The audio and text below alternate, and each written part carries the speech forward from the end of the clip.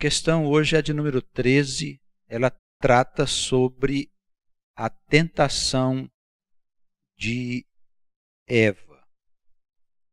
Nós temos no cenário do Éden, naquela história simbólica lá no começo, no Gênesis, nos capítulos 1, 2 e 3, a instrução a respeito de como a alma do homem foi criada e também a alma da mulher. Como que a mulher foi tentada, fazendo com que Adão supostamente cometesse ali um equívoco, cometesse um pecado contra Deus, e de acordo com a teologia cristã, ele teria sido expulso do paraíso para não comer da árvore da vida. Mas quando nós pegamos as traduções feitas pelos judeus, e naquilo que trata do Antigo Testamento, parece que eles são mais fiéis, né? Nós percebemos que a história não é bem como a contada pelos tradutores do cristianismo, que traduziram o Antigo Testamento. Nós vemos ali que não houve um pecado, mas havia mesmo uma espera que Adão comesse da árvore do conhecimento do bem e do mal, para que ele pudesse ser como Deus, aprendendo a discernir as coisas certas das coisas erradas. Também, no ponto de vista das traduções feitas pelos judeus, o Adão não teria sido expulso do paraíso, mas teria sido enviado para lavrar a terra. E há ali uma expectativa de Deus e do Verbo, do Logos, para que o homem pudesse comer do fruto da árvore da vida eterna, para que ele pudesse viver para sempre. Então a história é uma história que precisa ser melhor examinada se nós quisermos conhecer as coisas sob um outro ponto de vista, diferente do ponto de vista da teologia tradicional. Embora respeitemos aí os irmãos que são evangélicos, os que são católicos, os que seguiam por este pensamento, porque é o mesmo pensamento. A Igreja Católica e evangélica é o mesmo pensamento teológico. Então respeitamos evidentemente os irmãos que se conduzem nesse pensamento, mas nós nos guiamos por outros princípios. E parece que a obra de Deus é um pouquinho diferente daquilo que consideram os teólogos cristãos. E nós vemos nessa história da tentação algo um pouco estranho. Por que que o homem não teria sido tentado pelo diabo, pelo Satanás? É interessante considerarmos também o fato de que o Satanás já estava lá dentro do Éden, né? O anjo não havia ainda decaído, não havia essa história de anjo que se revoltou contra o Senhor. Ele já estava no Éden bíblico. Isso quer dizer que ele é mesmo um produto da criação. De alguma forma, ele deve ter a sua utilidade, porque não existe nada na obra de Deus que é inútil, que seja imperfeito. A obra de Deus, ela é perfeita porque Deus é 100% perfeito. Não há que ter dúvida nesse sentido. Vemos que a Eva foi tentada, e daí nós levantamos essa questão, porque a tentação não recaiu sobre Adão logo no começo. Ela foi logo para o lado da mulher. Então, algumas pessoas dizem que a mulher é mais frágil, por isso teria sido tentada. Outros dizem que a mulher é mais sensível do que o homem, e por isso teria sido tentada. Mas existe um outro ponto de vista que nós vamos examinar aí na questão número 13. Por que a mulher foi tentada pela serpente e não o homem? Todos os episódios do processo criativo, inclusive a desobediência, estão de acordo com o plano do Criador. A tentação não é um erro da criação, nem obra de Satanás, suposto anjo decaído. A serpente faz parte do Éden bíblico, como uma das criações do eterno Deus. Nenhuma coisa se criou por si mesma ou surgiu de outra fonte que não seja o Altíssimo. A união entre o homem e sua mulher pertence à obra de Deus. Determinando que haveria macho e fêmea, Deus direciona a base da construção da humanidade para a família. Homem e mulher possuem papéis distintos. Um é o contraponto do outro. A mulher complementa o homem e vice-versa. Um homem sem sua mulher é metade de um homem, dizem os antigos sábios. Então nós partimos aí do ponto em que a alma da mulher, ela é uma derivação da alma do homem. Podemos assim, em rápidas palavras, dizer que a alma do homem foi dividida. E cada homem tem assim a sua mulher, segundo o ponto de vista das Escrituras sagradas. Entendemos que a mulher foi feita justamente como fêmea para que ela fosse o oposto da natureza do homem. Nós sabemos que na criação de Deus, todas as coisas, elas funcionam por um sistema de dualidade, né? A luz, as trevas, o bem e o mal, o doce e o salgado, o dia, a noite, positivo, negativo, a direita, a esquerda. Essa dualidade de sentidos existe em toda a criação. Entre o homem e a mulher não seria diferente. Por isso Deus criou a alma do homem soprando a alma nas narinas de Adão. E nós não vemos ali na descrição do Gênesis, no capítulo 2, que Deus teria soprado a alma nas narinas da mulher. Nós vemos que Deus submete Adão a um sono. Claro que tudo isso é uma história, uma parábola, para que a gente possa entender a realidade. Ele faz o Adão dormir, tira uma das suas costelas e com ela ele faz a mulher. E a mulher então passa a fazer parte da vida do homem, como um complemento indispensável. Porque em toda a obra que Deus fez, ele diz que estava satisfeito com o que ele tinha feito, exceto quando ele criou o homem. Ele conclui que não era bom que o homem estivesse sozinho, e por isso ele cria uma ajudadora para o homem, que venha fazer parte e completar a sua existência. Por isso, nós afirmamos, ali segundo os sábios antigos, que diziam que o homem sem a mulher é só metade de um homem, porque para que ele seja completo, ele precisa estar junto com a sua mulher. Então, no ponto de vista das Escrituras Sagradas, o homem, para se qualificar a qualquer coisa, ele precisa se casar. O casamento é o primeiro mandamento de Deus que nós vemos no Gênesis capítulo 2. Ele determina que o homem deixe a sua família e se una à sua mulher. Ele não diz a uma mulher, o que vale dizer que cada homem tem a sua companheira. E quando o homem encontra a sua companheira, ele então começa, depois de casar-se com ela, a sua experiência existencial. E ele então está agora preparado para enfrentar as lutas da vida, para construir a vida, para ter filhos, para adquirir sabedoria. Antes disso, e sem a sua mulher, ele estava despreparado para existir, para viver. Então, a mulher, ela é essa ajudadora, esse complemento do qual o homem não pode ficar sem, não pode dispensá-lo. Existem algumas situações em que o homem não se casa para servir a Deus. Era o caso do Senhor, de Jesus. E ele faz uma abordagem a esse respeito.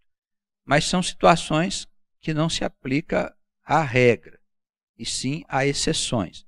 No caso do Senhor era uma exceção, e alguns outros homens que serviram a Deus e que não se casaram para se dedicar ao ministério. Então, não há nada contra, mas isso não faz parte da vida natural. Da vida natural, todo homem deve unir-se à sua mulher. Esse é o primeiro passo a ser dado. Os judeus pensam dessa maneira. Eles valorizam muito o casamento. Para eles, o homem começa a viver quando se casa. Então, a preocupação das famílias é justamente já preparar o homem e as moças para que se casem cedo. Os judeus não costumam fazer sexo antes do casamento. Os judeus sérios, porque lá também tem os ímpios. Mas aqueles que são sérios, que observam a lei do Senhor, eles não fazem sexo antes do casamento, como é no meio do cristianismo. Vai deixando, vai ficando. Os cristãos hoje, quando as meninas se casam, os jovens já estão todos enterrados na prostituição até o pescoço. É bem possível que seus casamentos não venham dar os frutos esperados por causa da prostituição. Então, nós já vemos aí que há uma íntima ligação da mulher com o homem. Não existe vida de uma mulher separada do seu homem. Não existe vida do homem separado da sua mulher. Não tem como haver essa possibilidade. Então, nós como povo de Deus não advogamos em nenhuma hipótese a ideia do homem viver sozinho ou da mulher viver sozinha. Não existe isso dentro do contexto das Escrituras Sagradas. E elas foram escritas para um povo, para o povo escolhido. E nós sabemos que fazemos parte deste povo, nós e muitas outras almas. E se isso for verdade, nós acreditamos que sim, as nossas concepções elas precisam ser modificadas.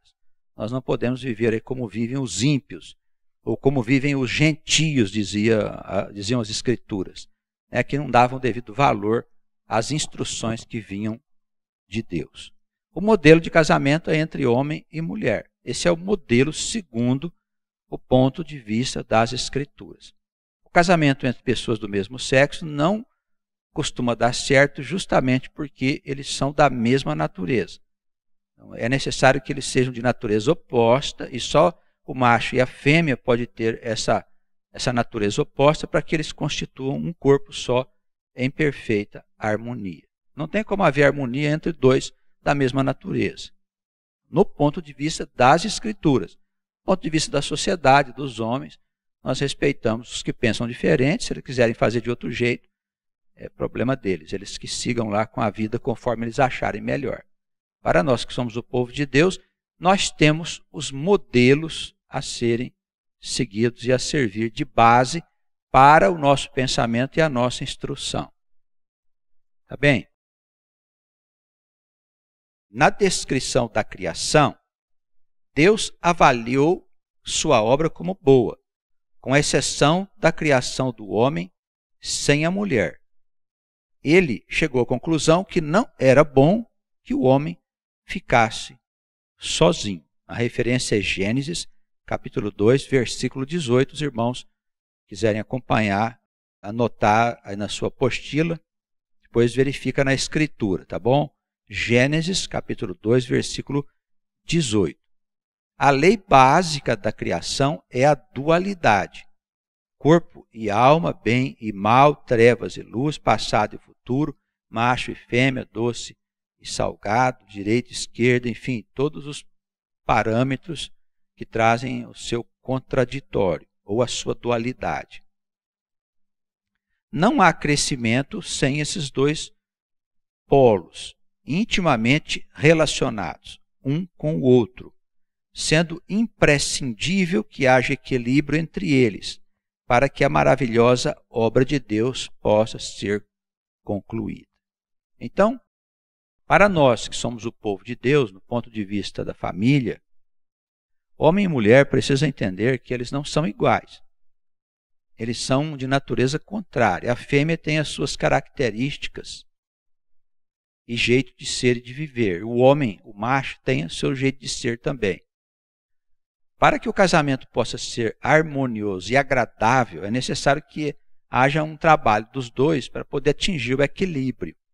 A mulher não deve querer ser igual ao seu marido, nem o marido ocupar o lugar da mulher, como vem acontecendo na sociedade dos nossos dias. Tem acontecido isso, né? Nós temos visto alguns casais que a mulher trabalha fora e o homem fica em casa cozinhando e lavando roupa e arrumando a casa. Claro que esses papéis estão invertidos, isso não dá certo, pelo ponto de vista das escrituras sagradas. Então o casal precisa, cada um, colocar-se no seu lugar, na sua função, e os dois procurarem harmonizar-se através desses contrários. Isso não quer dizer discussão, briga e nem posição de mando da parte do homem sobre a mulher, como a gente vê aí os machões aí da vida, né? Achando que eles mandam na mulher, que a mulher tem que se sujeitar a eles e tal. Nós não estamos falando desse tipo de comportamento, estamos falando de um outro tipo de relacionamento em que a mulher ela tem ciência de que ela é o complemento da vida do homem e que o homem é o sustentáculo do relacionamento. É ele o responsável pela sua mulher. Tem mais. É possível que o homem seja responsável pela salvação da sua mulher. Nós não podemos afirmar com certeza, mas os escritos sagrados, em quase todos os livros, apontam para este rumo. É necessário que ainda se desenvolva estudos a esse respeito para nós chegarmos a essa conclusão. São tantos os temas que estão sendo estudados sobre essa nova teologia, sobre essa nova ciência, mas parece que as coisas apontam para esse rumo. As instruções das Escrituras colocam o homem como responsável pela salvação da sua mulher, do mesmo modo como Cristo salvou a igreja, disse o apóstolo Paulo. Também o homem deve dedicar-se à salvação da sua mulher para apresentá-la diante de Deus limpa e imaculada, conforme a instrução de Paulo na sua carta aos Efésios. Está bem? Isso é um assunto para a gente refletir, para nós pensarmos direitinho.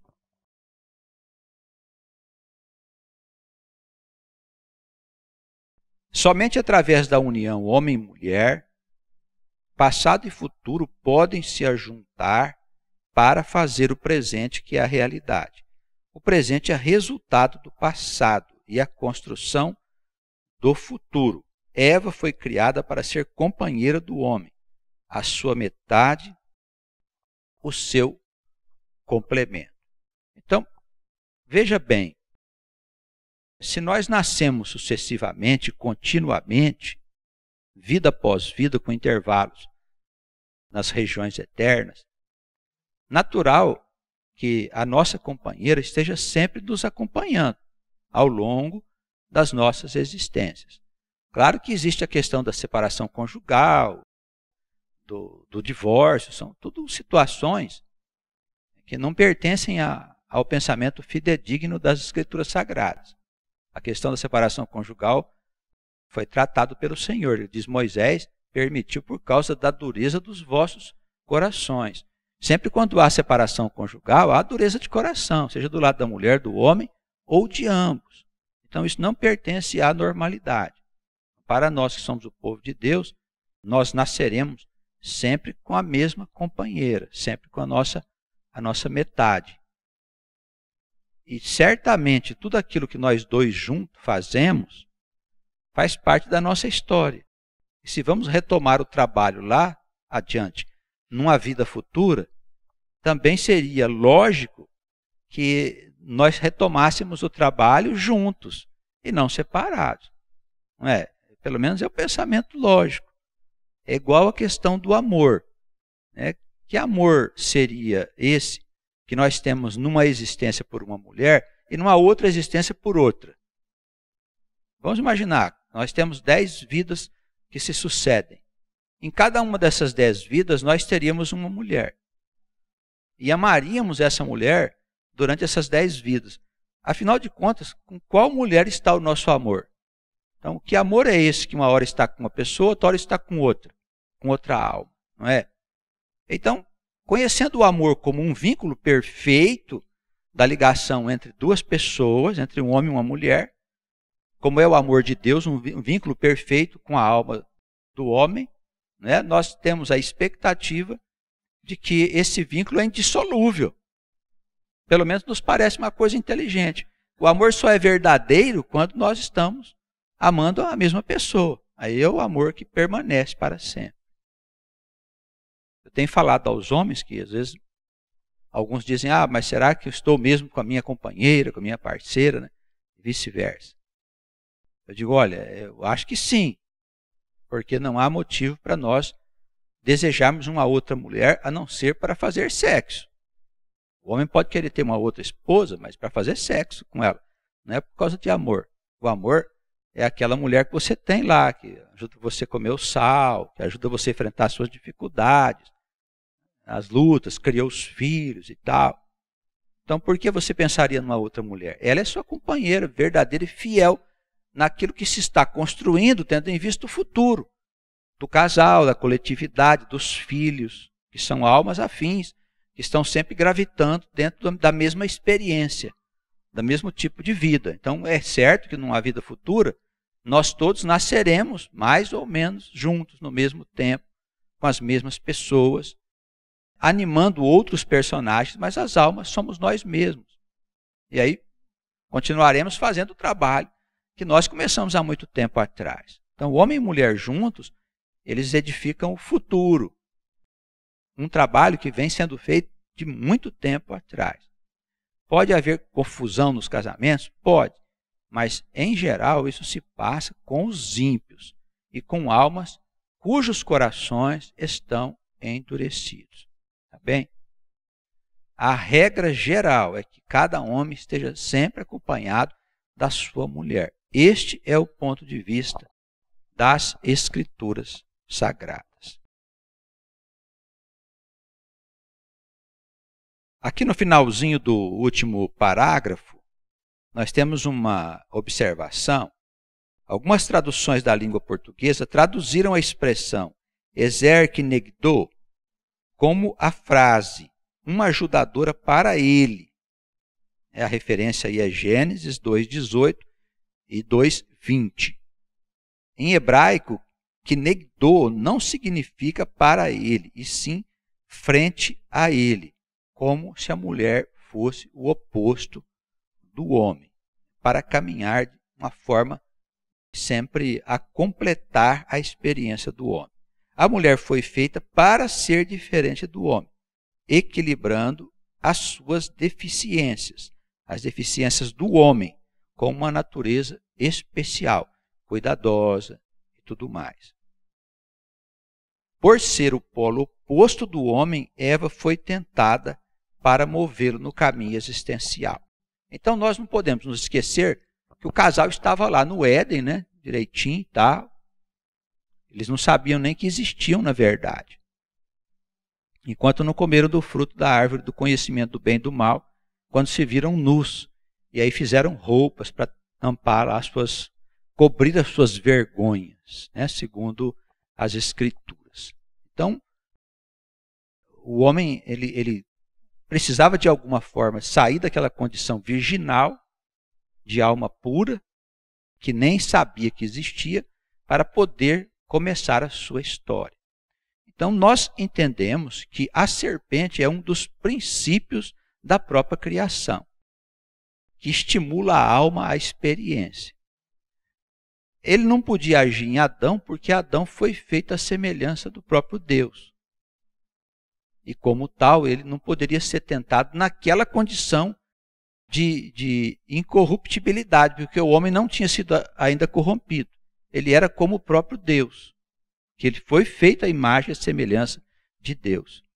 E a mulher, sendo o seu oposto, abriu caminho para que o princípio da serpente agisse através dela. Olha, come da árvore e do fruto do conhecimento, porque vocês, quando comer, vão saber de tudo. Vocês vão abrir os seus olhos. Nós vemos que há ali um diálogo da serpente muito parecido com o próprio diálogo que Deus tem com o verbo, né? Ora, agora ele comeu do fruto e é comum de nós. Então, teria Deus e o verbo cometido o pecado de comer do fruto da árvore do conhecimento? É claro que não. Então, era para Adão comer do fruto da árvore do conhecimento, para que ele também pudesse ser como Deus, sabendo discernir o bem e o mal. era necessário que alguém estimulasse esse casal simbólico a viver a sua experiência. Por isso que a serpente age através da mulher. Sendo ela o oposto do homem, o caminho estava aberto para que a serpente pudesse agir nela e falar com ela, vamos comer isso. Como ela é uma parte da alma do homem, por aquele lado o homem foi tentado.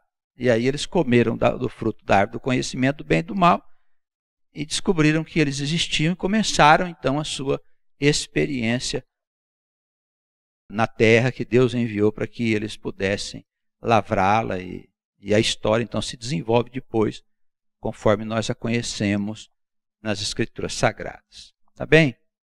Então que Deus nos ajude a compreender melhor essas histórias, essas parábolas que foram contadas para que nós pudéssemos aprender de algum modo como as coisas se passaram. Tudo que nós estamos falando aqui em relação a homem e mulher, a sexo, a necessidade de se caminhar juntos, tudo isso nós falamos fundamentado nas Escrituras Sagradas. Há uma variada gama de informações que apontam neste rumo. E se isso for verdadeiro, convém que a gente se ajuste a esses modelos para que a gente possa viver melhor e encontrar o caminho da nossa própria felicidade. Que Deus nos abençoe e nos guarde no seu amor, nas suas muitas misericórdias. Amém.